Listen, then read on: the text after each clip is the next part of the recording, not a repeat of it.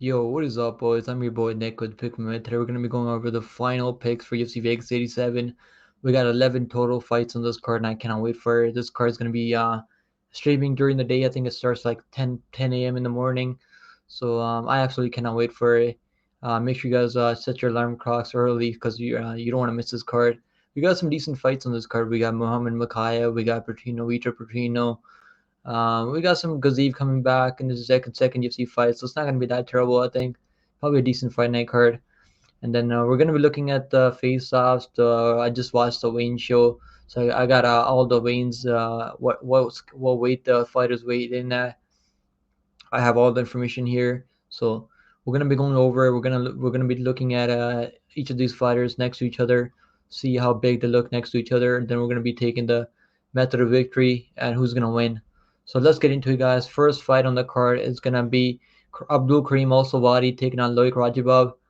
I've been picking Abdul-Kareem Al-Selwady. I think he's a better striker on the feet, throws way more output out there, and he's coming off of DWCS, so I wouldn't really tell anyone to bet on this fight because we really don't know how good he is.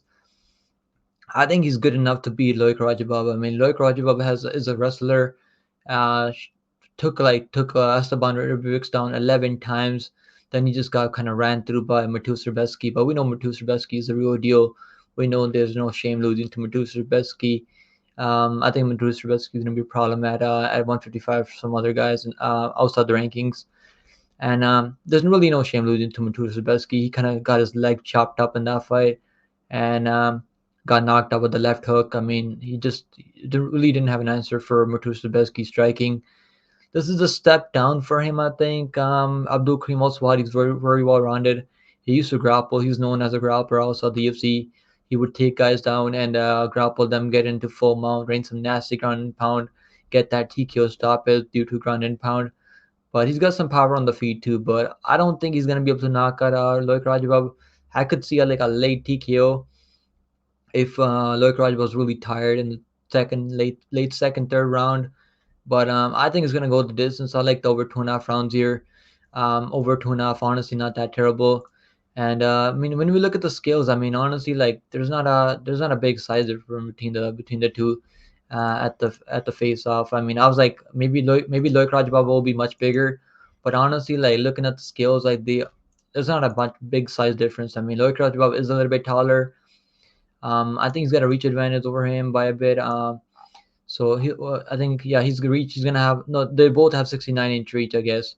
So but Loik Radzhabov is like 3 inches taller. I don't really see much of a size difference here. I'm gonna pick up Abdul-Kareem Al-Selwady by decision. I think he's gonna get it done by decision here. And I like Al-Selwady. I wouldn't really tell anyone to bet on the money line because it's way too wide. Minus 180 now. If you got him at like minus 130, minus 110, or even plus one, he opened up at plus one plus 142 on DraftKings.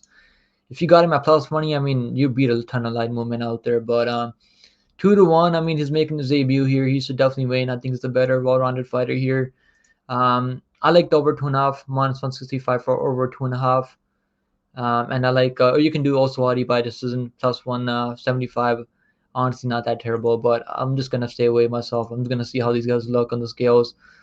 I think the over 2.5 is a solid. Like you can do the over 1.5 in the parlay just to be safer, but I like the over 2.5 just to. I think the over it's gonna go over 2.5 rounds.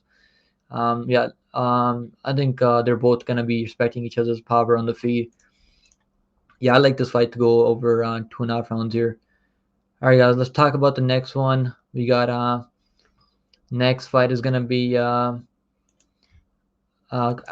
Klein taking on Cunningham. So it's gonna be a fun matchup here, man. I'm actually excited for this matchup. Klein was supposed to be fighting Joe Alvarez on this card. Joe Alvarez had to pull out. He's fighting Matus Rebetsky in April, late April, I think. Maybe like a fight night card. I think Joe Alvarez fighting Matus Rebetsky in April sometime. So now AJ Cunningham is coming into this fight um, as a short notice replacement. So Cunningham is a guy that I've seen this fight on the No Contender Series. He fought Steven Nguyen, and he got knocked out. He was getting rocked all over the place by Steven, and he came into that fight as an underdog, and now he's coming into this fight as a big time underdog. I mean, this dude is a big time underdog in this fight. Ludwig Klein is coming in at minus 900. And I get it. I mean, he's a very well-rounded fighter. He's beaten guys like Mason Jones. I mean, beaten guys like Bahamondes. Like, he's got solid wins. And more than likely, I think he's gonna win. Like, I really think he's gonna win. I think we're gonna see a finish under 1.5 rounds though. Klein has beaten guys like Devonta Smith. Like, he's got some close fights, some here and there, but he's beaten guys like William Lima. I mean, Shane Young. He's knocked out Shane Young in the first round. Um, yeah, he's got solid wins. I think he's the real deal, Klein. That's why he's a minus 900 here. But let's look at the skills. How these guys look. Cunningham looks like he's a little bit taller. I mean, not much of a size difference though, to be honest. Yeah, Cunningham is like 3 inches taller. He's 5'10", and Klein is 5'7". Um, Crazy that Klein has a reach advantage. He's got a 1.5 reach advantage here. I think Klein is going to finish him by TKO, probably like a referee doctor stoppage. Maybe not a doctor stoppage. I mean, a TKO, standing TKO maybe, or maybe he's going to drop him. Cunningham is very tough, though. I'll give him that. He's very tough and durable. But I think we're going to see a finish here. The odds for this fight is way too crazy. I'm not really doing anything with this money line. I know people are out there parlaying him. I can't blame anyone parlaying him because he should win. I like the under 1.5, minus 112 right now, under 1.5, even money. You can get some plus money on some books. Under 2.5, minus 278. I think the under 2.5 is a solid parlay piece. I think Klein is going to finish him here. Cunningham is coming in short notice. He took on a guy who had a negative record in his last fight. So I got Klein by TKO, likely in the first round. All right, guys, let's go to the next fight. Next fight is gonna be yeah. I mean, they're facing off here. They look okay on the scales. I mean, Klein looks absolutely ripped. Yeah. All right, next fight is gonna be we got Christian Leroy Duncan taking on Claudio Ribeiro. I like the size advantage for Christian Leroy Duncan. He's a much better technical striker on the feet. It's not even close on the feet, I think. I mean, Ribeiro does have a ton of power. I'll say that much. Ribeiro has a ton of power. He can definitely catch him coming in, throwing one of those spinning back fists or like a kick, like a naked kick down the middle. But Ribeiro's like way too, like, he's not technical at all. He just swings big hooks, and he's normally missing. He misses most of those hooks that he throws. He's got like a 30% striking defense, some of the worst striking defense I've seen in the UFC. And I've been watching the UFC for a while, for a long time, and I haven't seen striking defense this bad. I mean, losing to Kopylov, there's really no shame losing to Kopylov, but he got head kicked into the stratosphere. That was that was brutal from Kopylov. Kopylov is an absolute monster. Really no shame there for Ribeiro though. I think Duncan's gonna knock him out eventually. I think he probably catches him in the first round, puts him out. Probably hurts him like him. He could definitely land a head kick too. I mean, he's got some nasty, fast head kicks. I like Duncan here. I think Duncan is coming into this fight as a minus 325. I agree. I think the line is justifiable. Now, obviously, Ribeiro has a puncher chance. This dude can definitely, if he catches you clean, you're going to sleep, because this dude has nasty one punch power.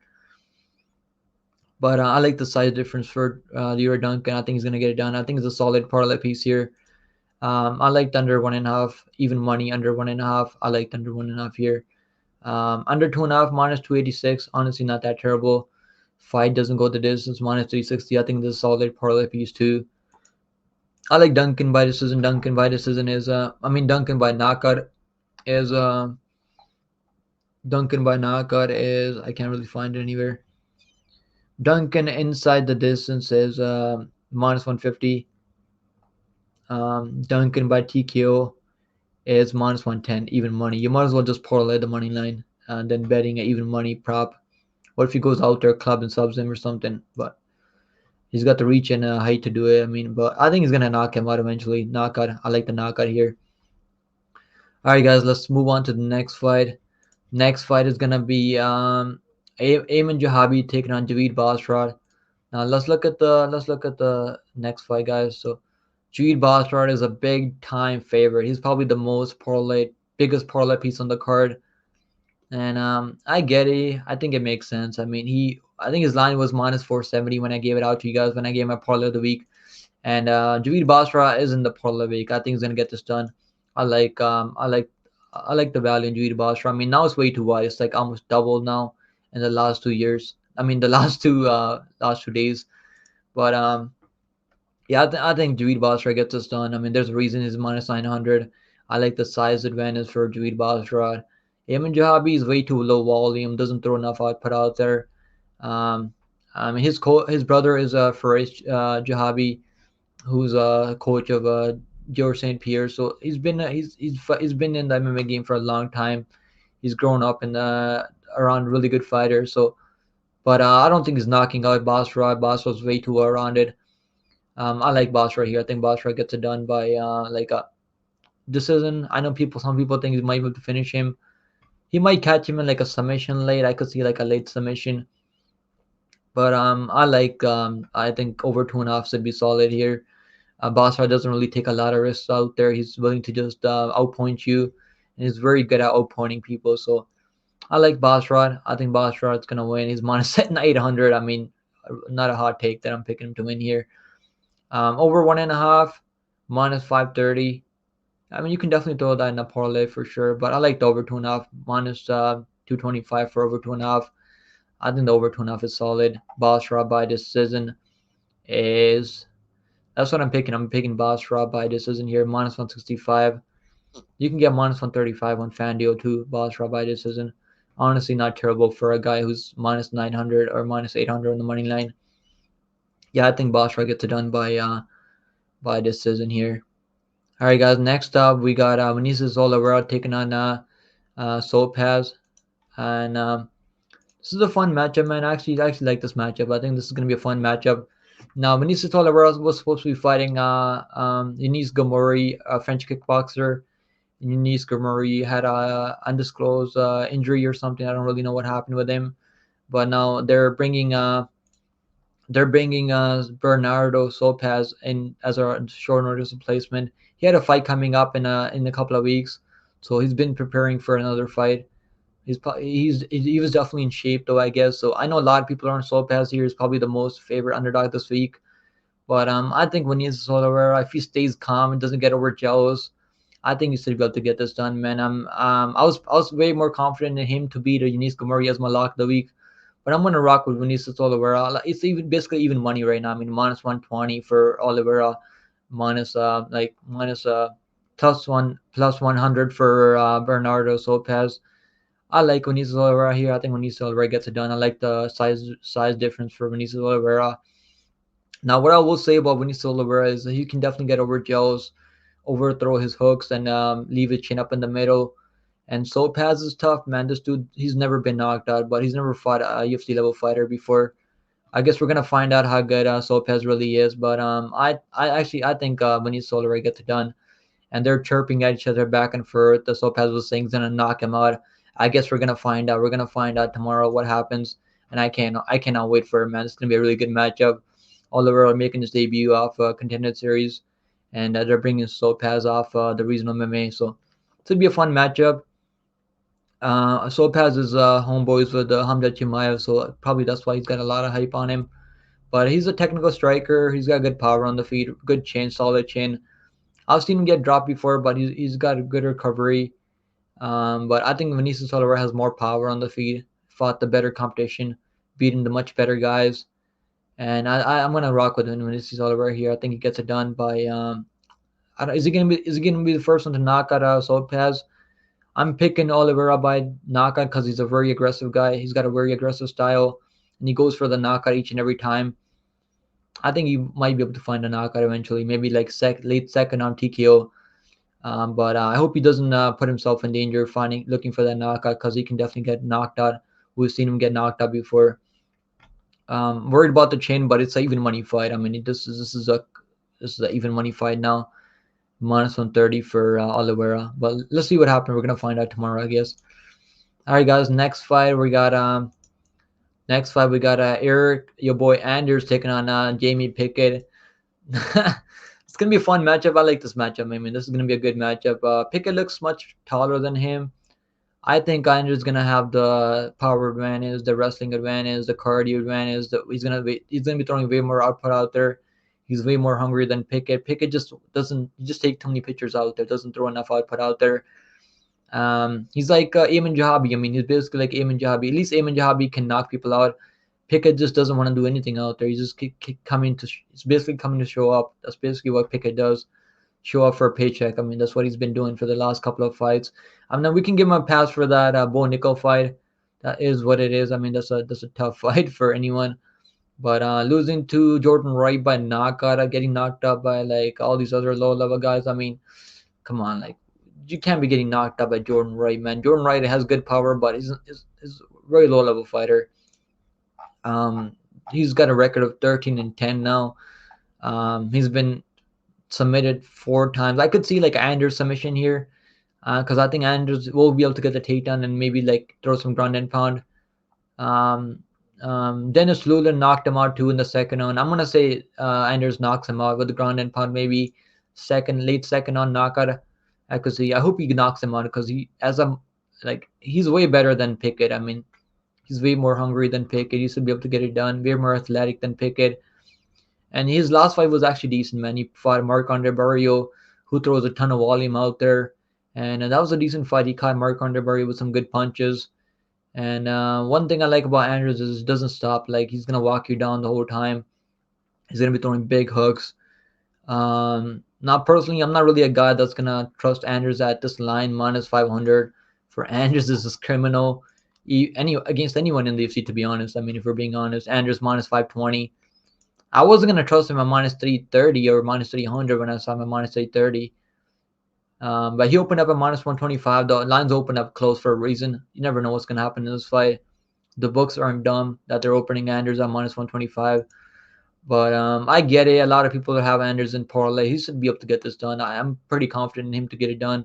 I think he's going to finish this guy, Jamie Pickett, too. But I would just money line it. If you're going to throw him in a parlay, you might as well just money line it. Why would you take a risk with that inside the distance or KO? Yeah, I think he's going to finish him, though. I got TKO by second on TKO for Eryk Anders. Could be a submission, too. I could see like a submission because Pickett does give up submissions when he gets taken down to the ground. But I hope Anders knocks him out. All right, guys, let's talk about the next fight. Next fight is going to be next fight. We got Matt Schnell taking on Steve Erceg. And I've been picking Steve Erceg with high confidence. I think Steve Erceg will be able to get this done. Steve Erceg is a way better fighter. I mean, he's way better, levels ahead of this guy, Matt Schnell. Matt Schnell was really tough though, but he's got that where he's getting pieced up early, getting dropped all the time. I mean, he got dropped by Brandon Royval. I mean, Brandon Royval doesn't have a lot of power, and neither does Steve Erceg either. But he's got good striking, fast hand speed. I think Erceg is one of the best parlay pieces on this card at this line. Honestly, not a terrible line for Erceg on this fight card. I mean, we got some heavy favorites on this card. And I like Erceg. I think he's going to finish Matt Schnell. Matt Schnell isn't all that active either. Matt Schnell coming in at plus 340. Steve Erceg coming in at minus 440. When I added him to my parlays, he was minus 300. So the line's even gotten wider. And I think it makes sense, man. I think this kid is the real deal. He fought Alessandro Costa. He fought David Dvorak, who are way tougher than Matt Schnell, in my opinion. I think he's going to finish him inside the distance. I like the fight doesn't go the distance. Minus 225, good parlay piece. And I like Steve Erceg by inside the distance, minus 165. I mean, you might as well do the fight doesn't go the distance there just to be safer. But I think it's going to be a Erceg finish there. Likely submission, Erceg submission plus 200. I think it's going to be a submission. I like the submission prop plus 200 for Erceg to get it done by submission. All right, guys, let's talk about the next fight. Next up, we got there's not a Steve Erceg actually looks a little bit taller and longer range. He's got the better chin, better durability, and I think he's running through Matt Schnell in the first 2 rounds. All right, guys, we got Umar Nurmagomedov versus Bekzat Almakhan. Yeah, this is gonna be a banger fight, man. I'm actually excited for this matchup. I think we're in for a good fight here. And I'm picking Umar. I mean, who isn't picking Umar out there? I haven't seen anyone pick against Umar in this fight. Now, Bekzat is not a bum. I'll tell you guys that right now. I'm sure you guys been hearing that throughout the week. Bekzat is not a bum. He's got good power on the feet, good timing on his takedowns. He's durable. He's got good recovery when he gets dropped. I've seen him get dropped and recover pretty quickly before. But yeah, he's never fought Umar before. I mean, he hasn't been finished. He's like 17-1, but he's never fought anyone like Umar before. So yeah, I think Umar's gonna finish him by submission, late submission. I could see like a late submission. I was picking TKO. I think you're better off taking the fight doesn't go the distance. That's one of my best bets this week. Fight does not go the distance. I think that's a solid play this week. I haven't pulled the trigger myself. That I'll tell you guys that right now. I've been thinking about it. It was minus 150 when I gave it out to you guys. My best video. Yeah, Umar looks way more physically stronger. I think he's been fighting UFC competition. And Bekzat guy, this guy hasn't really been fighting anyone that we really know. So I guess we're gonna find out if he is a real deal or not. But yeah, I like Umar here. I think Umar's gonna get this done. I mean, there's a reason that he's minus 1200 right now. What are the inside the distance prop? Umar minus 1200 right now. Yeah, absolutely wild. He opened up at minus 1000 on DraftKings. Still got hammered. I mean, people are still parlaying him. I personally cannot justify parlaying him at minus 1200. You're not really getting anything at those odds. But I can't blame anyone. I mean, parlaying him. I think he's gonna finish Bekzat. I think he's gonna be the first one to finish him. Fight doesn't go the distance is minus 190 now. It was minus 150 when I gave it out to you guys. So if you guys played, I'm sure people are playing it now. I think we're gonna see a finish here. Maybe like a ground and pound stoppage, or like maybe like a head kick knockout. I could see like a head kick knockout from Umar, or I could see like a submission. Probably gonna be a submission more than likely, but I like inside the distance. Or my favorite bet here is fight doesn't go the distance, minus 175, minus 180 on most books. Not terrible for Umar. I think he's gonna finish him. All right, guys. Next fight is gonna be who's the next one? We got Alex Perez taking on Muhammad Mokaev next. Should be a good matchup, man. I'm actually excited for this matchup. I can't wait to see Muhammad Mokaev back in the octagon. And it's gonna be a fun matchup, man. Here we go. Muhammad Mokaev taking on Alex Perez. I'm so glad that Matt Schnell and Alex Perez made weight, because I was worried about both of these guys, because they're known pull-out merchants in the past. But yeah, Perez made weight. I mean, he came in fine on the scales. Only guy that had trouble with the weigh-ins was Leroy Duncan. He needed the box of shame, and but he made 186 at the end. Towards the end, I mean, he made 186 at the end. No, he made 185. I mean, he came in at 186, I think, or 186 and a half. But he made a 185 and a half at the end. And yeah, honestly, everyone else, no one really, other than Matt Schnell, he came in at he made 126 too. But Matt Schnell needed the box of shame too. So we had two guys that needed the box of shame, and those two were Matt Schnell and Leroy Duncan. Yeah, Muhammad Mokaev Perez didn't really have any problems in the weigh-ins, and I think he's gonna get this done, man. I see Muhammad Mokaev getting it done by submission. Now, when I gave out the submission prop to you guys, this is the prop of the week. Submission for Mokaev, it was plus 180 on BetOnline. Now it's probably down to like even money, I guess. The submission prop for Muhammad Mokaev. I think Mokaev is one of the best parlay pieces on this card. I don't think Perez is really taking his career serious anymore. He's been running a juice bar right now. Alkai juice bar, I think it's called. Osai, I don't know what kind of juice bar is, but yeah, I think we're gonna see a finish here. Under 2.5 open up at plus 125. Make sure you guys join the Discord. I told you guys to bet that under 2.5. It was plus 125 when it opened up.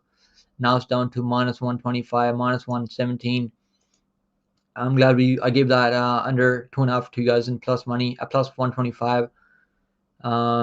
Yeah, I got a quarter unit on the under 2.5. Like, I know he's been finishing guys in the late third round.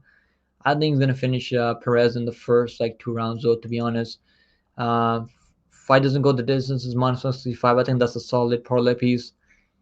Mokaev by submission is plus 120 now, so it was plus 150 on DraftKings, and I got absolutely hammered down. It's plus 135 on most books, so it's around like slight plus money. Mokaev by submission.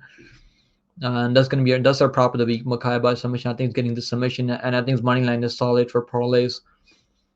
All right, guys. Next fight is gonna be. And let's talk about the next fight. Let's look at these guys. I mean, honestly, I mean, Perez, he used to fight at 135. Honestly, doesn't look that big on this next to him. And I just think Mokaev's way more committed right now, and his money line honestly not terrible at all, considering he's been fighting. He's been very active. Minus 325 from Mokaev, not terrible at all. All right, guys, let's talk about the next fight. We got the co-main event now coming up. We got Vitor Petrino versus Tyson Pedro. What a matchup, man! I cannot wait for this matchup. It's gonna be an absolute banger, and both these guys have a ton of power. Tyson Pedro has a ton of power. Has shown good skill set on the ground. He submitted round 3 in a couple of years back. But I think he's up against it here. I think Petrino is the real deal. Petrino has been passing the test each and every time, and they've had common opponents before. Tyson Pedro fought. They both fought Modestas Bukauskas. Tyson Pedro won the first round against Modestas Bukauskas, and then eventually dropped the second, third round. He said he was sick later, so I don't really know what's going on with that. But Vitor Petrino knocked out Modestas Bukauskas in the second round. Then they both also fought Anton Turkalj. And Petrino went all in on the wrestling. I know people are like, oh, this guy couldn't knock out Anton Turkalj. I think he just wanted to show us that he can wrestle out there for 3 rounds. We want to see these guys. When these guys are going out there finishing people left and right, we want to see these guys go out there and show us that they can actually go 3 rounds. I mean, I had the fight doesn't go the distance in that one, so I was pissed off. But I'm glad we saw him go 3 rounds. We know he can go 3 rounds. We know he's got cardio. Way better cardio than Tyson Pedro. That's why he's a 3-1 here. He's coming in. He's got a solid chin. He's been dropped before by Rodolfo Bellato on DWCS. He's knocked out Rodolfo Bellato twice, and we know that dude is very durable. Has some of the best recovery out there, and Tyson Pedro slapped him in the second fight. He knocked him out outside the UFC like in 30 seconds. So this dude has some of the nastiest power at this weight class. So does Tyson Pedro. Tyson Pedro has really good striking too. Trains out of City Kickboxing. So he's got good fundamentals, but I think Tyson Pedro is going to knock him out. And I like the plus 165 for Tyson, not Tyson Pedro. I mean, Vitor Petrino is going to knock him out. I like the plus 165 for Vitor Petrino by knockout. Vitor Petrino by moneyline minus 305. I haven't thrown him in parlays yet. I like the KO prop sprinkle. Vitor Petrino KO is plus 140 now, so that came down to it was plus 165, and that is one of our best bets. Inside the distance is one of our best bets this week. Vitor Petrino plus 140 minus 145 for inside the distance. Honestly, not that terrible for Vitor Petrino to win inside the distance. I like that. I think we're going to see a finish here. If it doesn't go the distance, 250, pretty solid, I think. Tyson Pedro is dangerous in the first round, so we're going to have to watch out for Tyson Pedro. If you like Tyson Pedro here, you can definitely do round 1 KO for Tyson Pedro. Pedro wins in round 1 is going to be Pedro wins in round 1 is plus 800, plus 850. Honestly, if you like Tyson Pedro, that's what I would do. Tyson Pedro. He's been finishing everyone in the first round. When he goes out there, gets it done, or he's round 1 and bust. I really think he's round 1 and bust here. And look at Tyson Pedro wasn't really making eye contact out there either. But both these guys can knock each other out. I really do think so. But I trust Vitor Petrino's durability more. I trust his cardio more. I trust his fight IQ more than Tyson Pedro. All right, guys, main event. Make sure you guys hit the like down below. Subscribe to the channel if you guys are new here. I make a ton of content throughout the week, and I do daily live streams. I'm live almost every single day. I was live this morning for one FC card. We had a ton of fun watching the fights together. Make sure you guys sub to the channel. Drop a like down below. Become a member if you guys want to support me for what I'm doing here on YouTube. And we got the membership up and running around. I appreciate you guys, anyone that's supporting me. And thanks for watching, guys. Let's talk about the main event now. I almost ended the video there, but so we got Gaziev taking on Rozenstruik. I mean, what a matchup! This is gonna be a sick ass matchup, I think. And I mean, Gaziev actually looks much bigger than him. I mean, I wasn't as confident Gaziev before watching the weigh-ins. I'm way more confident now, man. I actually think Rozenstruik's not gonna be able to. I think Rozenstruik's not gonna be able to control like distance. I think Gaziev's gonna be walking him down the whole time, landing big hooks, taking him down. He can definitely mix in the takedown. I think Rozenstruik is gonna be worried about the takedown. Now Rozenstruik has the power to change the fight at any point. At any point, this dude has got like over 80 kickboxing fights. He came into the UFC as undefeated prospect and knocked out Overeem in the last like 10 seconds of that fight. So we know Rozenstruik can definitely go past the like first round and a half, and his cardio is going to be solid. We haven't really seen that with Gaziev. I know he's gone the distance before, but even that last fight, I mean, against Martin Buday, he was kind of breathing hard, but he still really put it on Martin Buday. I mean, Martin Buday has a solid chin.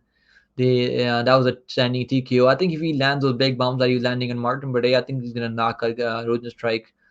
But this is a dangerous fight, man. This is a dangerous fight because I respect Rozenstruik. He's been in there against some killers out there. But I really do think Gaziev's gonna get this done. He's gonna be much. Look at the size difference. I mean, the size difference is crazy. Yeah, I think Martin Buday, not Martin Buday, Gaziev gets it done. I think Gaziev gets it done, and I like. Let's look at the props for Gaziev. So Gaziev coming in at minus 175 money line. That's what I would do. That's one of our best bets. I think Gaziev is gonna get it done. When I picked him for best bets, he was minus 155. So even minus 175, honestly, not that terrible. I don't have anything on this fight right now. I haven't been able to get there. So I was worried about Rozenstruik like knocking him out maybe like, but after seeing the weigh-ins, I actually think that Gaziev's gonna get this done. Now Gaziev was the first one to weigh in on the scale, which I really liked. I love to see guys weigh in first, be the first ones on the scales. Rozenstruik was the last one on the weigh-ins, by the way. I mean, Rozenstruik was the last guy to weigh in. Rozenstruik weighed in at 257. I don't know why it took him so long to weigh in. Maybe he had a tough weight cut or something. But I like that Gaziev came in at Gaziev came in at 261, so it's gonna be heavier. He's gonna be bigger than him. He's never taken damage like Rozenstruik, so his chin is still is gonna be good. I think Gaziev's gonna get this done by inside the distance is what I'm picking by. I'm picking Gaziev by knockout, run and pound, TKO stoppage. I think. Now Gaziev by TKO plus 130, just money line. Why would you mess around with the props? In my opinion.